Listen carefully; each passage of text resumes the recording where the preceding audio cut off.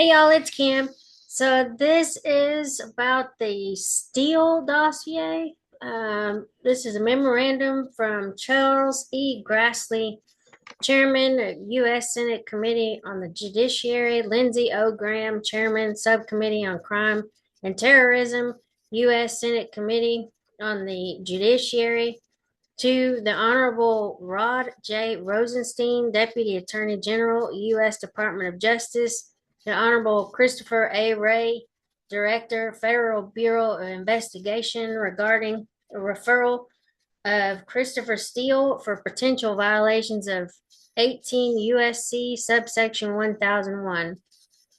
Now, a lot of this will be redacted, but we'll just get through it.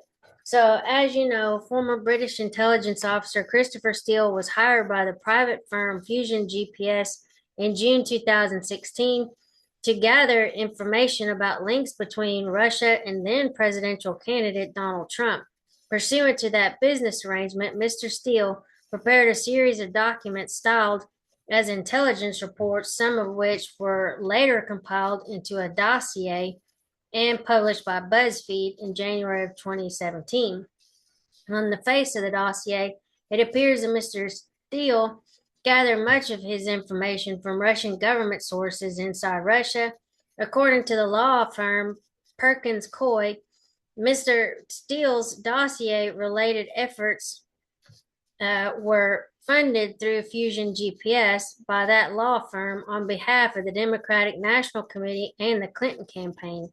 In response to reporting by the Washington Post about redacted, the Judiciary Committee began raising a series of questions to the FBI and the Justice Department about these matters as part of the committee's constitutional oversight responsibilities. The FBI has since provided the committee access to classified documents relevant to the redacted, as explained in greater detail below. When information in those classified documents is evaluated in light of sworn statements by Mr. Steele in British litigation, it appears that either Mr. Steele lied to the FBI or the British court, or that the classified documents reviewed by the committee contain materially false statements. In response to the committee's inquiries, the chairman and ranking member received a briefing on March 15, 2017, from then Director James B. Comey Jr., where all this is redacted.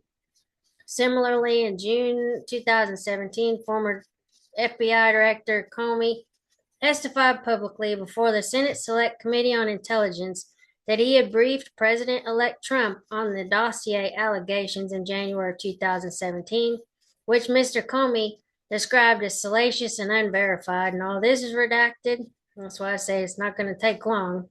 Redacted, but there is substantial evidence suggesting that Mr. Steele materially misled the FBI about a key aspect of his dossier efforts, one which bears on his credibility. So it's total BS and all that's redacted, okay?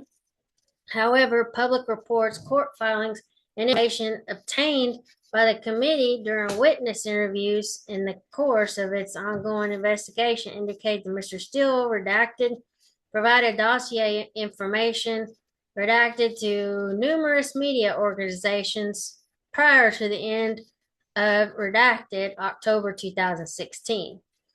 In Steele's sworn court filings and litigation in London, he admitted that he gave off the record briefings to a small number of journalists about the pre-election memorandum, i.e. the dossier, in late summer and autumn of 2016.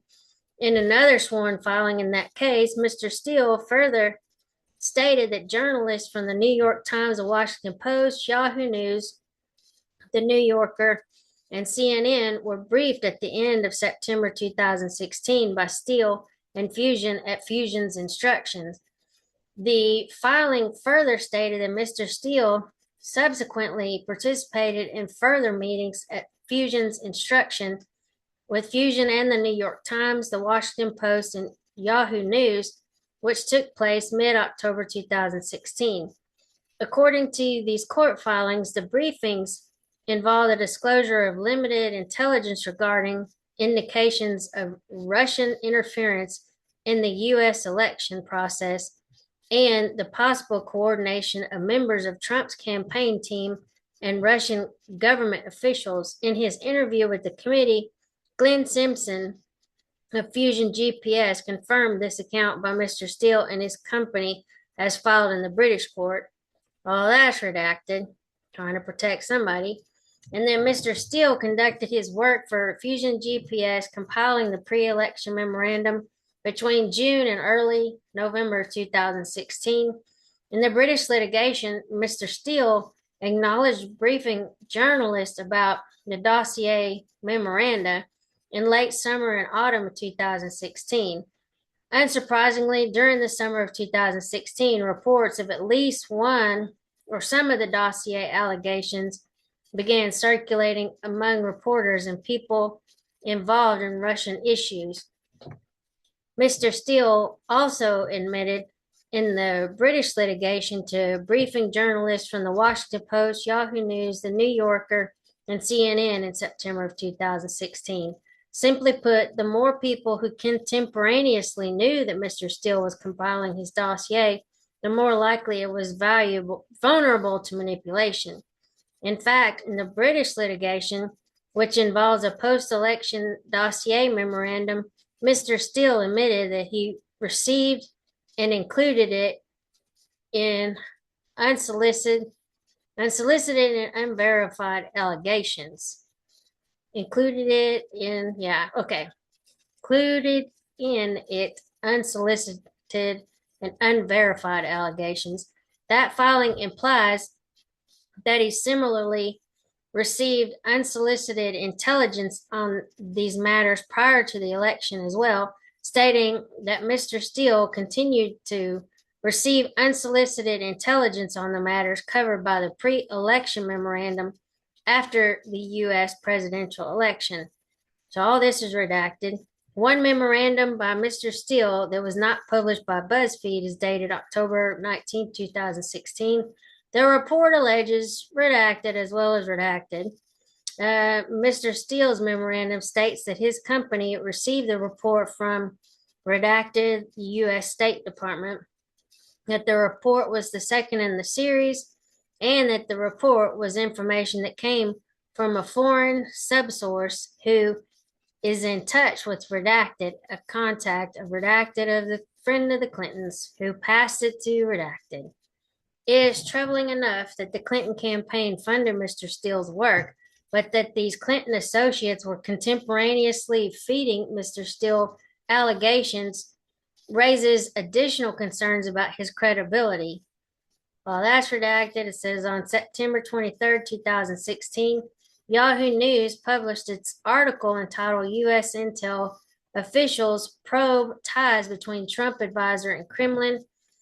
That article describes claims about meetings between Carter Page and Russians, including Igor Sechin. Mr. Sechin is described in the article as a longtime Putin associate and former Russian deputy prime minister under sanction by the Treasury Department in response to Russia's actions in the Ukraine. The article attributes the information to a well-placed Western intelligence source who reportedly said that at their alleged meeting, Sechin raised the issue of the lifting of sanctions with Page. This information also appears in multiple memoranda that make up the dossier. In some, around the same time, Yahoo News published its article containing dossier information about Carter Page. Mr. Steele and Fusion GPS had briefed Yahoo News and other news outlets about information contained in the dossier. Redacted, and accordingly, we are referring Christopher Steele to the Department of Justice for investigation of potential violation of 18 U.S.C. subsection 1001. I wonder what that is. Let's look it up. Let's just do it. So what was it? 18 U.S.C. Okay.